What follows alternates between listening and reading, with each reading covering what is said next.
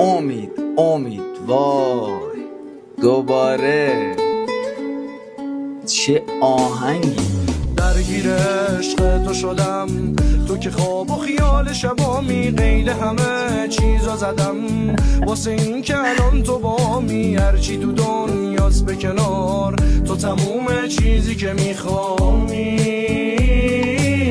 تاریکی ناوش ویلم هی تو خیدنا یادم، توانه کام گنامه و پیتون ظالم و سامه، تکیه دام قیدی وار کیشام نخ سیگار ارکی حالم دی. نگاه کنین منم یه سایم کنار سایت، یه قاب ساده است و نور باشه جاودانت، یه راز باید صبور باشه عاشقانت. هلال ما هم خمیره زیر واژه ها مبس، گمم آسی ازمه همیشه تراژدی بوده ماسی کردمش. رپ هرگز لبیرم نچیوه مالمت کرد با کلاوه، دبرونا مرد کافر بخیر رود کبم لاوه، همو جینه یک جاری لپایش قداناوه.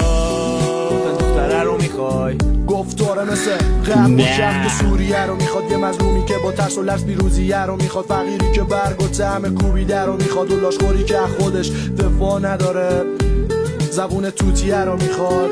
بیتابم امید خدا بگم چی کارت نکنه. هادی چقدر قشنگ رپ میکنی، بنازم چقدر به نظر من میتونه یکی از قوی ترین ریمیکسات باشه. امید واقعا قشنگ بود. دمتون گرم، دم همه تون گرم. خدا وکیلی بنازم استعداد.